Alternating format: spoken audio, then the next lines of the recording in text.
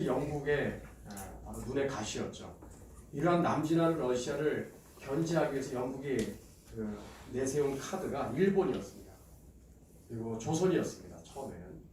그게 바로 증거가 뭐냐? 아까 여기 강화도 조약의 이후에 있었던 1차 수신사 1876년, 그 다음에 2차 수신사 1880년에 김홍집이가 일본에 갔을 때, 그때 영국이 이홍장이라는 청나라 말기에 가장 강력한 실세였던 대신 이홍장을 움직여가지고 청나라 주재 바로 황준환이라는 사람을 통해서 수신사 대표로 왔던 김홍집의 마음을 다 그냥 설득을 한 거죠. 그 핵심은 연미반이었어요. 미국을 끌어들여라, 수교를 맺어라 이거죠.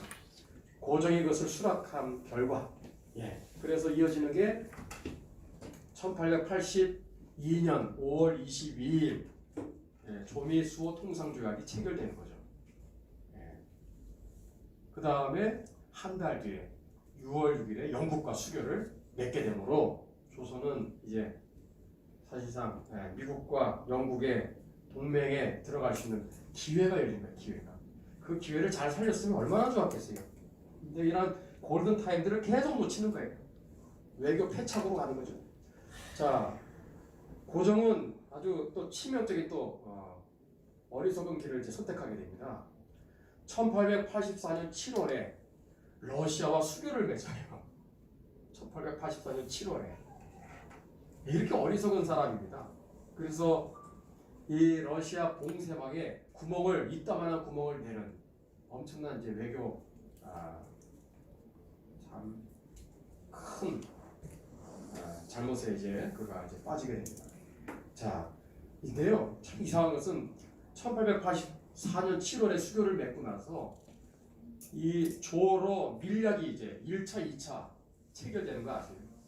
그래서 84년 12월이 되었을 때 러시아와 제1차 밀약을 맺어요. 그래서 조선 군사들과 러시아 군사 5만에서 6만 명 연합군을 만들어서 저 청나라를 견제하자. 그런 얘기를 서로 밀약을 맺게 됩니다. 이게.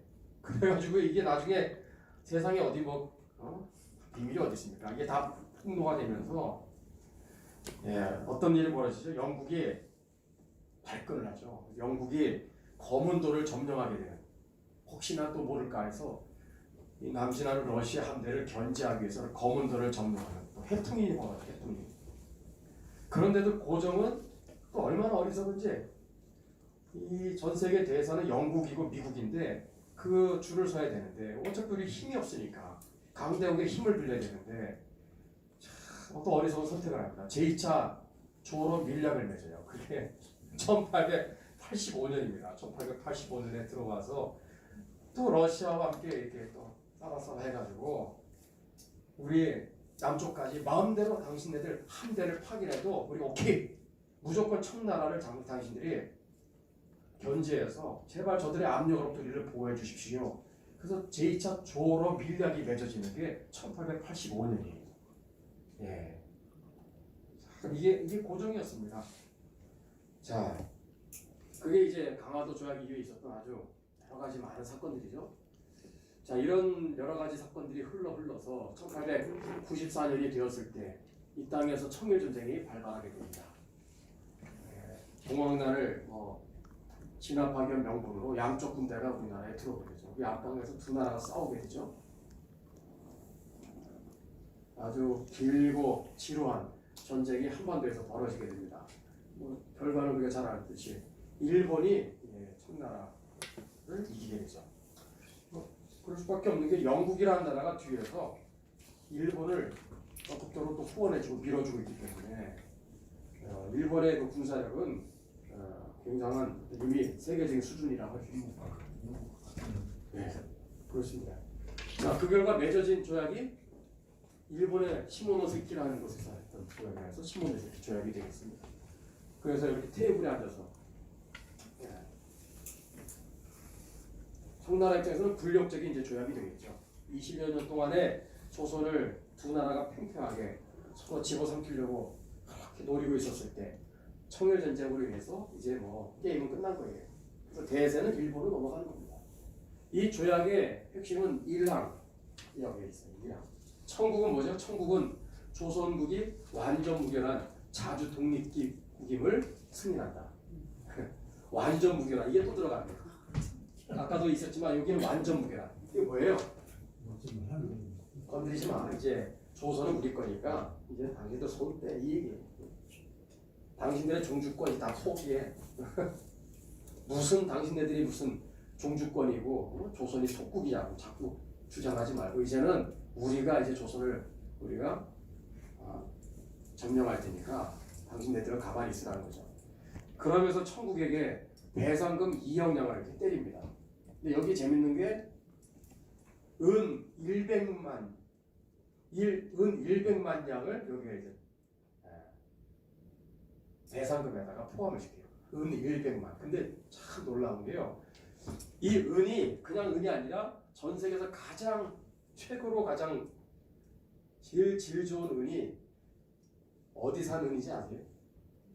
일본. 그 나라 산 100만의 은을 배상하라고 이렇게 때린 거예요. 벌금을. 이걸 보면 일본이 얼마나 세계 정세가 얼마나 밝은지 알 수 있어요. 그 은은 지금도 그래요. 세계에서 제일 좋은 은이 어딜까요? 우리 배 회장님 은 제일 좋은 은. 남미야. 남미. 남미 쪽입니다. 역시 베네수엘라? 베네수엘라 말고 알고. 예. 저기 저 볼리비아. 알젠티나. 멕시코. 멕시코입니다. 맞아. 멕시코산 은 100만 냥을 예. 배상하라고 여기에 때리는 거예요. 벌금을. 야, 우리는 우물안에 깨물이었는데 일본은 벌써 은이 멕시코산이 세계 넘버원인 거를 이때 알았더라고요. 예. 청일전쟁에 대한 역사를 연구해서 석사 논문을 쓰신 분이 최원함 전 독일 외교관이었던 최원함 선생님이에요. 그분의 그 석사 논문에 있는 내용입니다. 예. 또 멕시코에서도 외교관 활동을 했던 분이기 때문에 그때 가서 와 멕시코는 이렇게 좋은 거구나 하는 얘기를 제가 직접 들은 적이 있어요. 예. 자, 이게 시모노세키 조약입니다. 이때로부터 자 우리의 조선의 운명은 이제 일본으로 주사위가 던져지게 되죠. 우리나라가 을사늑약에서 사실상 일본에게 나라를 빼앗기게 된 그때까지 10여 년. 자 10여 년 동안의 그 역사들을 한번 또 보겠습니다. 마지막 우리가 나라를 살릴 수 있는 이제 골든 타임이 10년인데 이 중요한 시기에서 고종은 얼마나 어리석은 선택을 또 하는지 이제 보게 됩니다. 자, 청일전쟁에 의해서 그 피해 대가로 일본이 차지한 땅이 요동반도죠. 요동반도. 이 땅을 일본이 차지했는데 러프도 삼국이 간섭을 한 그 결과 이 요동반도를 다시 포기하게 돼요. 일본이. 이게 삼국 간섭입니다. 러프도, 러시아, 프랑스 독일에.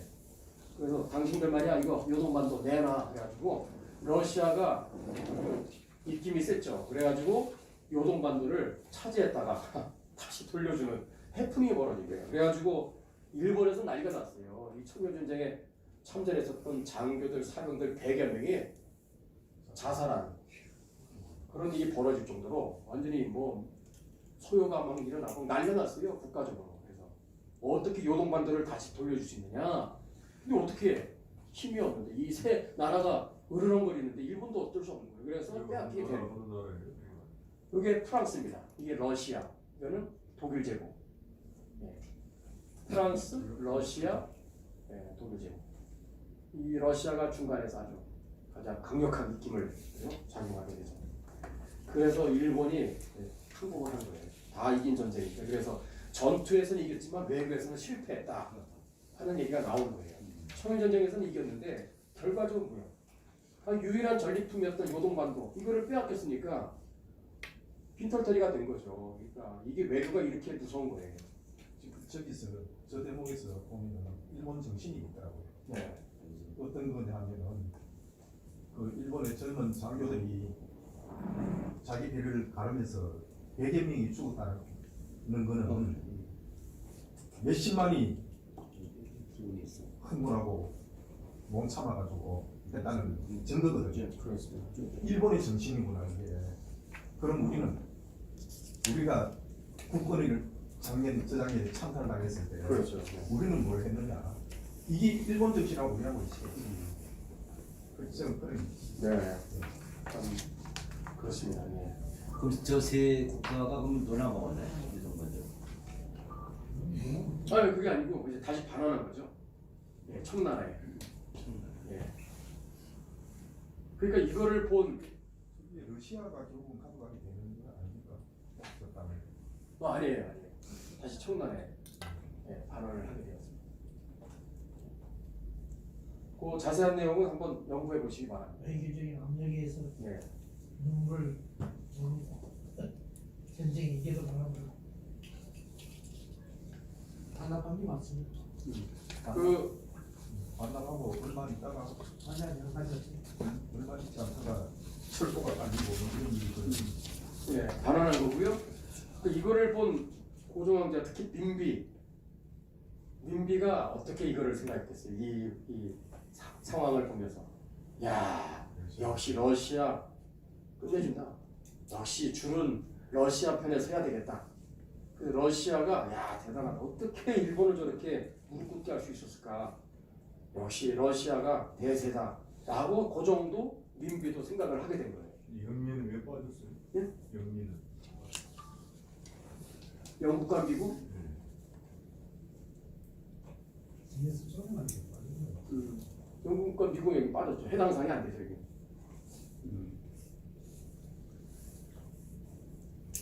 영국과 미국은 독일이나 프랑스가 예, 거의 일본과 동맹이었기 때문에 예, 이렇게 말할 수가 없죠. 삼국 간섭에 들어갈 이유가 없죠. 반대편에 있으니까. 청일 전쟁 네, 반대편에 있으니까. 일본. 청나라의 뒷배 역할을 했던 게 영국하고 미국이었어요. 예, 그래서 저 부분에 침묵을 했고 프랑스하고 러시아는 같은 편이에요. 러시아가 싸울 때는 프랑스가 항상 뒷배 역할을 맞습니다. 했던 네. 거였기 때문에 그렇습니다. 예. 그래서 저기 삼국이 모여가지고 요동산도 반환하라고 했고 그 나중에 러시아가 그 철도도 깔고 이렇게 하면서 요동산도를 조차를 해요. 네. 맞습니다. 예. 그렇게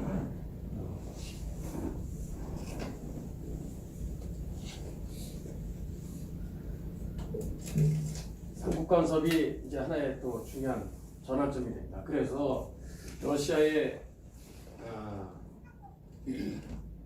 더 이제 밀착을 하게 되죠. 일본은 이것이 신기가 아주 불편했던 거죠. 그래서 여기 가장 핵심적인 인물이었던 바로 민비를 시해하게 됩니다. 일명 을미사변이 이제 발발하게 됩니다. 1895년 10월 8일 삼국 간섭 뒤에 있었던 비극적인 역사예요. 그래서 경복궁에 오코루라고 하는 오코루죠. 여기 한번 가보시면 좋겠습니다. 여기 시신 거의 뭐 나중에 다 불로 다 태워가지고 나중에 다 매장까지 하게 되는 을미사변이 이제 발생하게 됩니다. 우리 국산 책에는 안 나오는데요.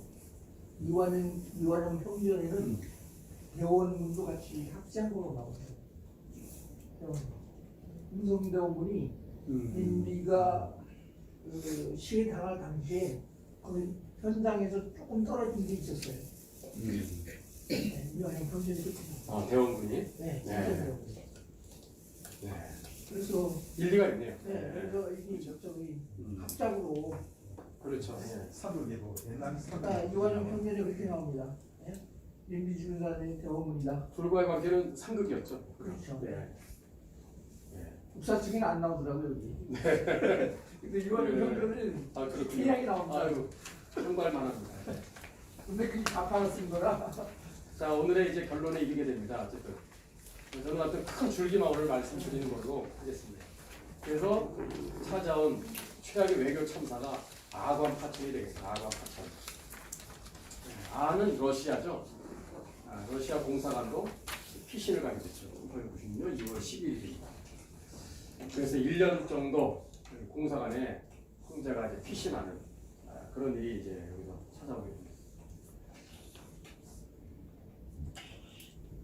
자, 영국과 미국이 이거를 봤을 때 어떻게 생각했을까요? 이게 바로 코리아를 패싱하게 되는 결정적인 사건이 됩니다. 조선이 이제 적성 국가가 된 거예요. 같이 동맹을 맺고 러시아를 견제하려고 했는데 이거를 보는 순간 완전히 그냥 정단이가 뚝 떨어진 거죠. 어떻게 이럴 수 있느냐. 러시아 집안도 저렇게 피신해가는 저놈의 고종 황제는 어떻게 우리가 동아시아 정책을 펴나갈 수 있겠냐고 믿을 사람이 못 된다. 그래가지고 적성 국가가 된 거예요. 그래서 이때부터 나라가 사실상 기울어지기 시작한 거죠. 이게 아반 파천이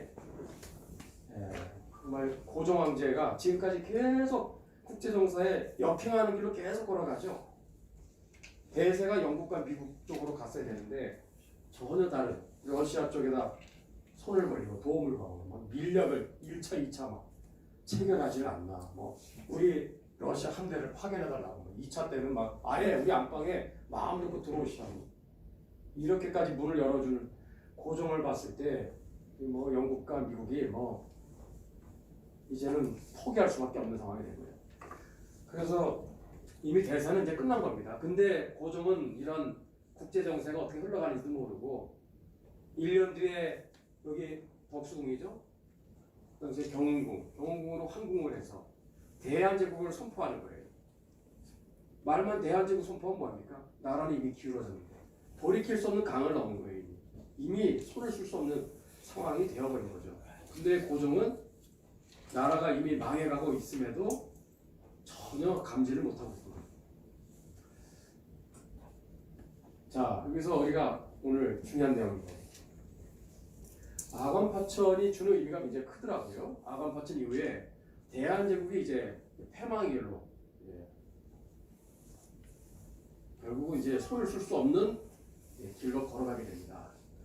이 일련의 과정을 한번 보게 되면은 첫 번째, 아관파천의 이후에 찾아왔던 국제적인 중요한 사건이 뭐냐? 1902년에 제1차 무슨 동맹일까요? 영일동맹입니다. 영일동맹. 영일동맹 이걸 왜 맺었을까요? 그렇죠. 이 군사동맹입니다. 이제 러시아가 이제 저런 식으로 해서 이제 고종이 봉쇄망에 구멍을 뻥 뚫어놓고 이제 남진을 할 수밖에 없는 상황이니까 일본에게 이제 힘을 실어주는 거예요. 그래서 군사동맹을 체결합니다. 그래서 영일동맹이 체결되는데 이게 바로 우리 조선이 패싱을 당한 증거라고 할 수 있습니다. 같이 못 가겠다 쟤네들은. 일본 너희들이 러시아와 함께 싸워야 되겠다. 도와주겠다 이거죠. 두 번째가 뭐죠? 이제 그 이후에 바로 러일 전쟁이 발발하게 됩니다. 영국의 후원을 받은 일본이 당연히 이기죠. 러시아가 아무리 뭐 대륙이지만 당시에 영국을 누가 따라갔겠어요. 러일 전쟁에서 이제 일본이 이기게 되죠. 그 과정에서 1905년 7월 29일 가스라 테프트 밀약이 체결됩니다. 이거는 미국의 국방장관 윌리엄 테프트와 일본 수상 가스라 간에 체결된 밀약이죠. 한 19년 뒤에 세상에 폭로가 됩니다. 이게 바로 뭐냐면 우리 미국이 필리핀을 식민지 통치를 할 테니까 너희들 조선을 너희들이 마음대로 식민지 통치를 해라. 그리고 우리 서로 묵인해 주자라는 밀약을 체결하게 된 거예요. 뭐 코리아 패싱이죠 완전히. 쟤네들 같이 못 가겠다. 그 증거죠 이게. 이게 아간 파천 이후에 벌어진 일련의 이런 사태들입니다. 이미 이제 나라가 더 이상 손을 쓸 수 없는 망국의 길로 가는 거예요. 그 다음에 1905년 8월 12일 제2차 뭐죠? 영일동맹이 이렇게 체결됩니다. 이때 1차 때 맺어진 동맹의 성격이 군사동맹이고 러시아와의 한판 전쟁을 앞두고 군사 지원을 약속한 동맹이라고 한다면 2차 동맹은 뭐예요? 이미 이겼으니까 자 여기에서는 똑같은 거예요. 가스라 테프트와 함께 조선의 통치를 용인해주는 그러한 밀약을 동맹을 해놓죠. 너희들이 이제 조선을 가스라 테프트와 똑같은 거예요. 2차 영일동맹 때 조선의 식민지 통치를 용인해주는 동맹을 맺게 됩니다. 그 다음에 뭐 불보듯 뻔하죠. 그다음 뭐 의미 끝난 거죠. 1905년 11월 18일 새벽 1시 반에 을사늑약에 의해서 바로 왔죠. 뭐 얼마 지나지 않았어요. 조선의 대한제국의 외교권을 박탈하는 사실상 일제시대가 시작된 겁니다. 그리고 5년 뒤에 1910년에 한일병탄에 의해서 완전한 식민지가 되는 거예요. 저 앞서서 5년 동안은 보호국으로 있었다고 할 수 있다면 이때부터는 식민지가 이제 시작되는 거죠. 사실상 1905년부터 일제시대는 시작됐다고 말할 수 있습니다. 자, 우리나라에 한번 적용할 필요가 있겠죠. 지금 우리나라에 지금 이 나라 밖에 지금 국제 정세가 요동을 치고 있죠. 이때 우리가 이런 역사를 통해서 배워야 될 것은 뭐 간단합니다.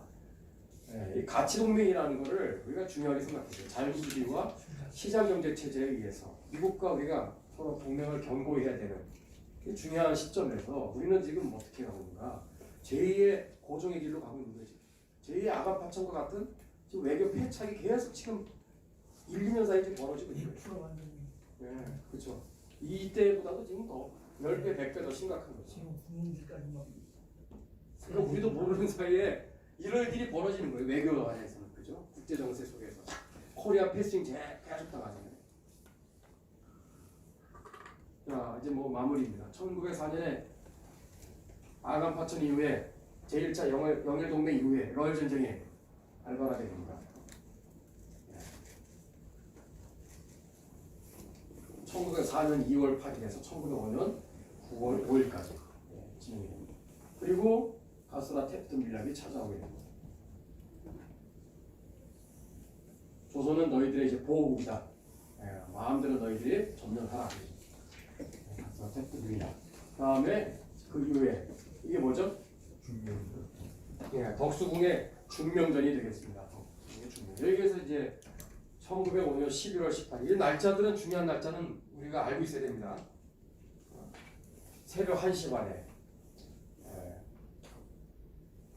외교권을 박탈당하고 남산에다 통감부를 설치하게 되는 그 결정이 여기서 맺어지게 됩니다. 여기가 바로 남산에 있는 통감부입니다. 이 건물이 이게 지금 어디에 있을까요? 이슬만 학당 우리 졸업하신 분들은 아시겠지만 우리 남산에 이슬만 학당 건물이 여기 있습니다. 여기에. 그러니까 여기에 앞에 리라 초등학교 들어가는 입구가 있고 그 옆에 여기가 뭐죠? 무슨 애니메이션? 그 무슨 건물 있죠? 공산참하고 그 건물 바로 그 위치가 이 통감부가 들어선 자리입니다. 통감부가 들어선 자리. 5년 동안 여기에서 한일병탄을 앞두고 여기에서 조선 통치를 이제 목적으로 주도면밀하게 작업을 한 거죠. 이게 여기 한참 있다가 나중에는 1926년에 조선 총독부 건물, 우리나라 대한민국 건국된 장소였던 중앙청 있죠? 중앙청 그 건물로 이제 이전하게 되는 거죠. 근데 그거를 누가 부셨어요? 김영삼 정권이 있을 때. 그거를 부시면 안 되는데 해체해버렸죠. 자, 이게 통감부가 되겠습니다. 그러니까 을사늑약은 두 가지가 있었다. 하나는 외교권 박탈, 또 하나는 통감부 설치. 사실상 우리의 손가발을 다 자른 겁니다. 입을 틀어 막은 거예요. 5년 동안 우리가 쓸 수 있는 히든 카드가 외교권인데 그것마저 다 박탈한 거죠. 아주 일제가 머리를 잘 쓴 거죠. 그리고 나서 1910년 8월 29일에 한일 병탄, 아우를병 빼앗길 탄, 죄다 빼앗긴 날이죠. 참고로 한일 병탄은 원래 8월 22일입니다. 8월 22일. 근데 발표를 일주일 뒤에 왜 일주일 뒤에 했을까? 경찰과 군대를 전국 각지에다가 배치를 시켜서 혹시 모를 소요 사태를 미연에 방지시킬 시간이 필요했던 거예요. 그래서 한일병탄 이후에 일주일 동안 일제는 전국 각지에다가 군대를 배치하는데 시간이 필요했던 거죠. 그래서 정확한 날짜는 8월 22일이 되겠습니다. 발표한 게 8월 29일이 되는 것이고 이 경복궁에다가 일장기를 거는 장면이 되겠습니다. 자, 저렇게 된 비극의 역사는 어디서부터 시작되었을까? 여러 가지 이런 단계들을 우리가 봤어요. 오늘 결론입니다. 나라가 망하는 것은 그냥 망하는 게 아니죠. 그 전조 그 징후들이 있어요. 그 막을 수 있는 골든 타임들이 있거든요. 그 첫 번째 보니까 세국 정책에 의해서 1863년, 74년까지 10년 동안에 청나라는 청일 수호적이요, 일본은 강화도 조약 이런 결국 그렇게 해서 이제 찾아오게 된 게 왜 그렇게 됐어? 우리가 10년의 이 시간을 놓쳤기 때문에 강대국들이 테이블에서 우리의 운명을 결정하게 되는 것이죠. 자,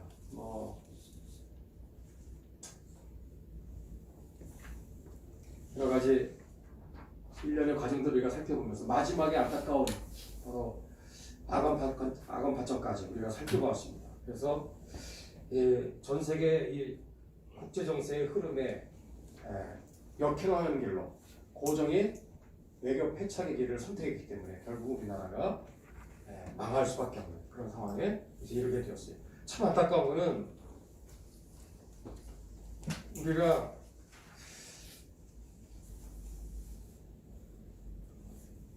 이 김홍집이가 일본에 가서 조선 책략을 가져왔을 때, 참 그때 흐름이 좋았는데, 그래서 우리가 미국과 영국과 서로 수교를 맺고 나서 그때만 잘했어도 역사는 이렇게 되지 않았을 텐데, 일제시대 안 거치고 선진국가가 바로 이제 진입할 수 있는 것인데, 참 그때 이 고종이 아주 치명적인 어리석은 길을 택하는 바람에 그렇게 아간 파천까지 나라가 망하는 그런 길로 빠지게 되었습니다.